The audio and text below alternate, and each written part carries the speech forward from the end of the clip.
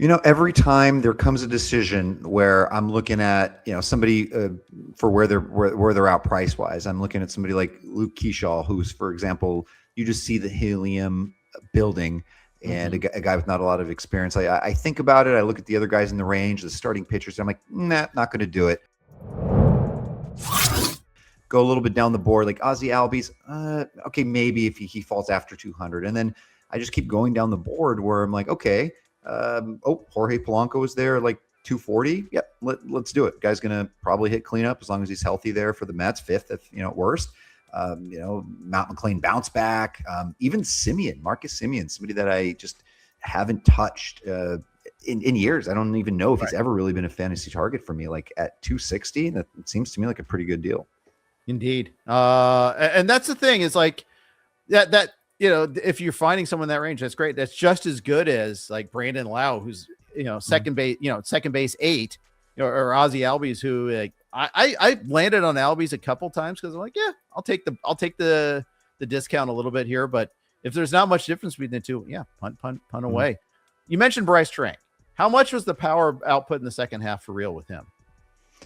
So he was the biggest bat speed, gainer last season from the previous year. I think it was 3.5 ticks or so, and still not even really. I think maybe it wasn't even league average or maybe close to it. I don't remember offhand, but he made a lot of changes to his approach, his stance, everything, and paid off. I don't think he's going to hit 20 home runs again. He's also not going to be like the number 9 hitter. He's a very valuable, obviously real life player, fantasy player. He's somebody that when I started doing rankings in November, it was just immediate off the bat. Like this makes no sense. And so I have him 15, 20 below in my VDP. And then slowly but surely, the more research I do and I start doing my positional tiers articles, I'm like, well, wait a second. So this isn't far off. The market is actually, they're with it here. But still, when it comes to clicking on him, it kind of, ends up being tough. I think we got to pick our spots, but he's a legit, important part of that Milwaukee lineup. I don't think he hits 21 home runs again. All right. So for every position, I'm going to make Vlad tell me at least one target, one fade, and a breakout. The target and the breakout could be one and the same. I purposely did not define breakout because it can mean a lot of different things for a lot of different people. So I thought I'd let Vlad define his own version of breakout. So here we are talking targets, fades, and breakouts with second baseman. What's your target? It's funny that you start with this position. There is not a clear cut, I must take this guy, but I can tell you after 200 or around 200 and the 250 range, there are quite a few guys that I'm interested in. Matt McLain for one. I think he's not going to be just a platoon bottom of the lineup hitter. I think put aside.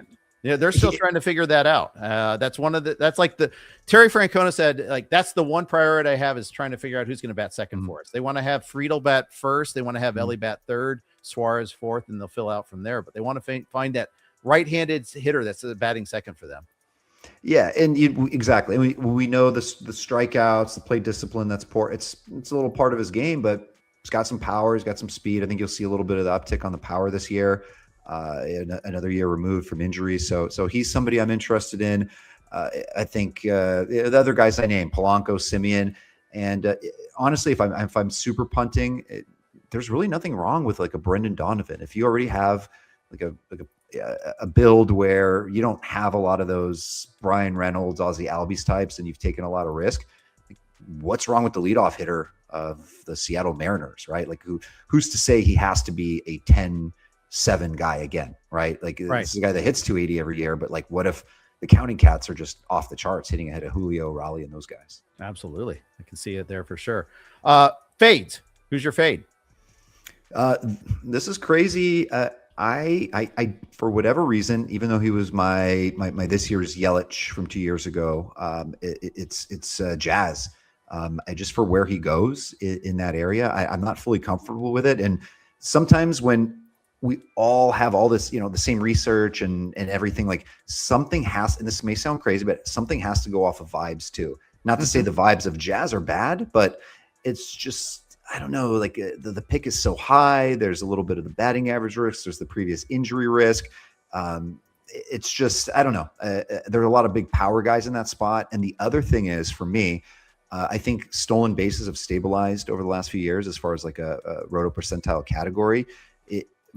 Power has been a little bit more of an issue for me in drafts the last few years. So I don't need to bank a whole bunch of early stolen bases. I know where I can find them throughout the draft, especially because there's many more 2020 guys than ever before. So the way I'm building Jazz just kind of doesn't really fit, and there's just something that doesn't feel right when I'm clicking on him. And could be totally wrong. He could be, like someone said in the chat, go 40-40. It's absolutely one of the possibilities with him, but it's tough for me to do it. I share your aversion to drafting Jazz in the middle of the second round.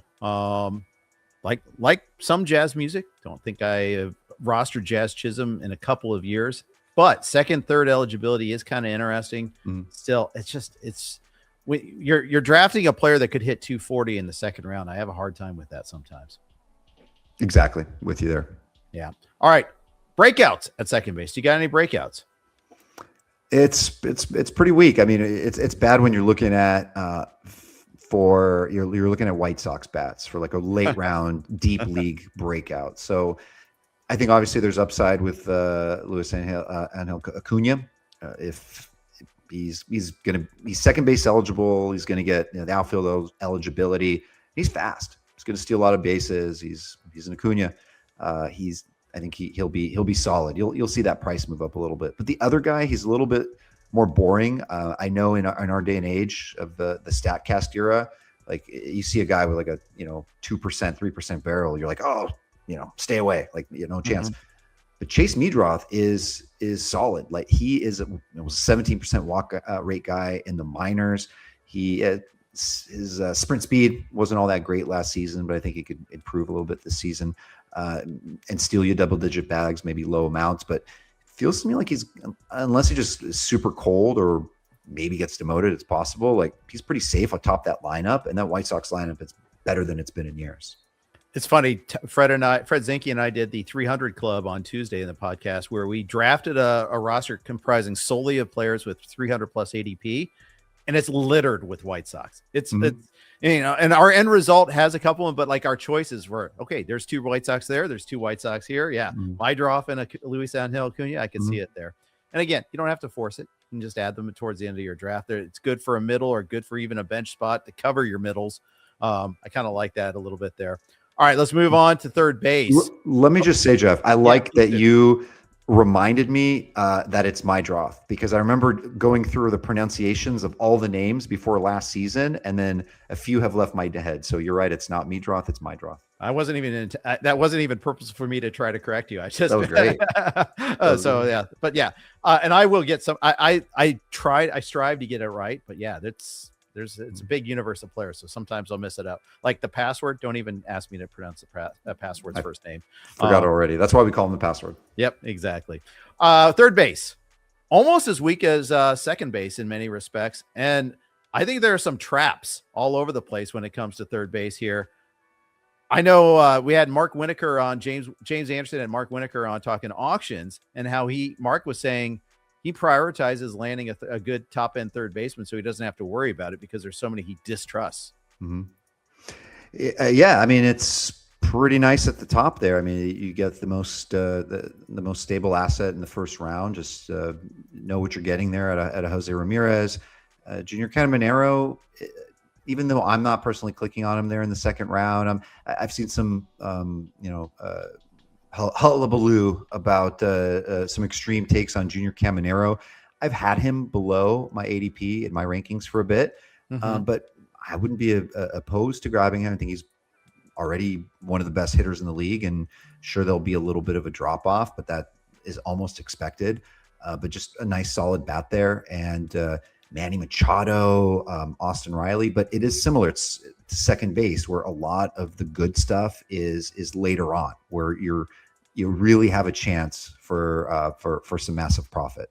Yep. And meanwhile, like those mid-tier guys, there's some risk involved. Like I love Eugenio Suarez. I'm glad our Reds signed Eugenio Suarez, but strikes out a ton. Can't play any defense. He won't lose playing time because of that necessarily, but I don't like it when player starts to fall off the defensive spectrum. It's usually ultimately could be a bad sign for his playing time. Bregman, I don't like the park compared to the last 2 parks he's played in. Westberg's already hurt. Nuelve Marte has maybe some challenge for some playing time. There's a lot of potential minefields there.